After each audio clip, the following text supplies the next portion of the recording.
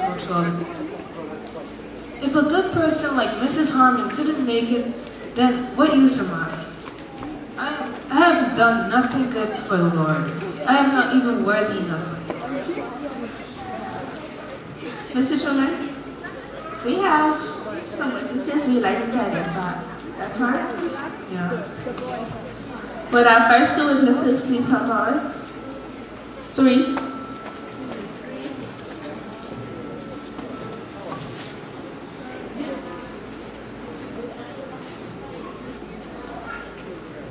Turn to your right.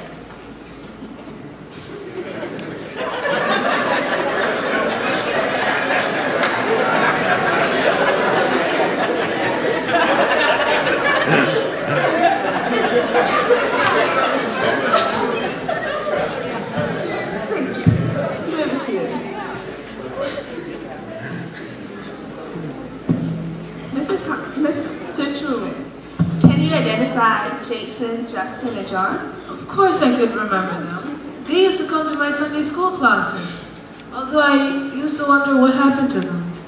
These two brothers used to think they were tough and bad, but they were just scared on the inside. This dude, he was just sweet, kind, and gentle.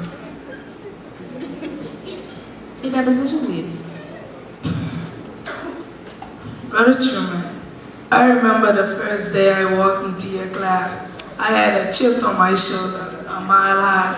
I just dared anyone to love me, but the only love I ever had lasted as long as I was being good. But Brother Truman, you teach us more than being loved, but you teach us a lot of things in the class, like being peaceful, thankful to God. And Brother Truman, thank you for the days that we had. As to what my brother was saying, you really did taught us a lot. You taught us how to count to 1, 2, and 3. 1 was warning, 2 was watch it, and 3 was to the pastor's office. You really did taught us. And every time you would give us a 3, we would get mad at you, but every Sunday you would give us a warm hug. And every time we always ask ourselves, if you could love us, maybe God could love us too. Maybe there is a way out there for us. Brother Truman, I'm so glad that you remembered me. Now it's my chance to tell you what happened to my family. My dad was out of work and there was no money. Then I came to you for some money and you raised the offering for us at church. Brother Truman, when I saw your children walking, I saw them with grocery bags, but they were not just groceries. They were food and enough money for us. Brother Truman, and me and my sister are going to Bible school right now and reading the Bible you talked in the bottom. Thank you very much. Oh wow, I'm so proud of you guys. How could I think that God couldn't even take up for my little weaknesses?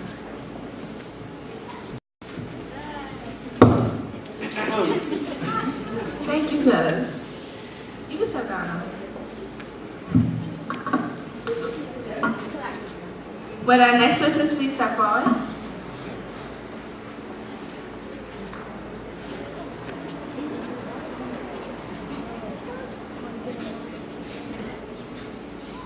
Turn to your right. No, back.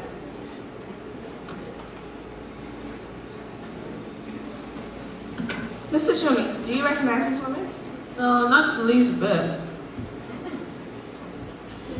Do you remember holding the door at the supermarket for a woman in a red jacket? No, but I don't find that important. Your deposition, please. Well, when I went into the store that day, all I bought was a bottle of scotch. I had 300 kids at home and I spent my last dollar on a bottle of Bacardi. As I started towards the door, I hated myself more than I could ever believe. I felt like the lowest creature on earth. So, you saw me, you stepped back and held the door and smiled at me as if I were a queen. Several weeks later, I slipped into the back row in the church, and then I saw you with your family. That day I realized that God really gave us a really genuine love for each other.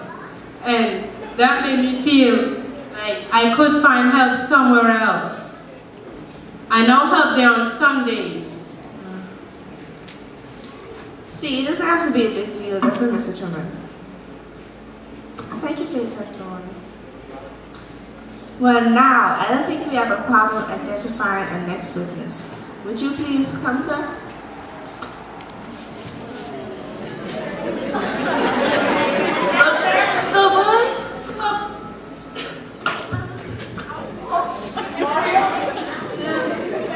To your right.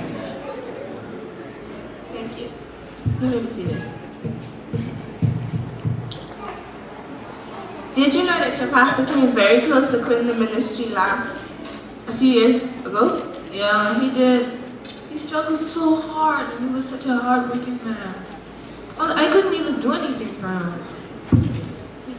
Did you know that you were the one who held his hand up, just like Aaron did for Moses?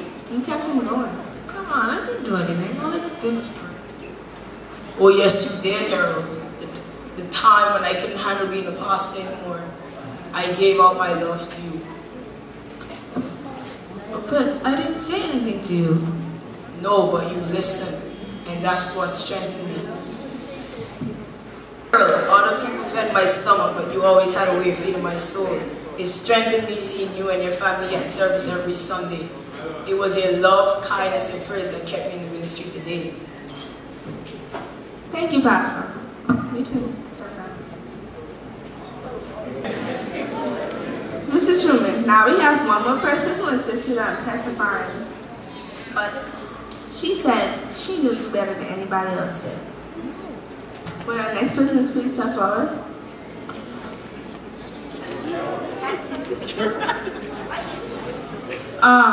Of course, my wife. Touch your right. She would know me more than anyone in the family. She was the strongest one in the family. I used to bring home such a little money, and she would just make it stretch so far. I never know how that happened. She always used to keep the family going. And she was the one who put the sandwiches in the basket and picked the flowers to put on the fruit basket. I didn't even give her enough. But you have forgotten, they were your ideas. You were the one who took the kids to the store and bought the gifts and helped them deliver them. But most of all, you taught them the true meaning of Christmas is in giving. But I didn't even, I wanted to give you and the kids so much more. But I gave you nothing. You gave us nothing, you gave us everything. You gave us love and strength and everything we ever needed.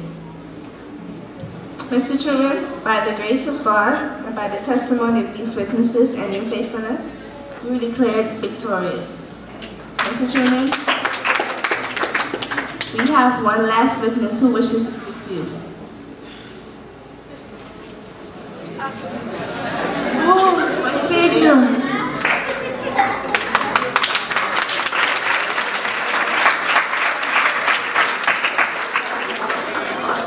Well done, my good and faithful one. You have done well. Welcome.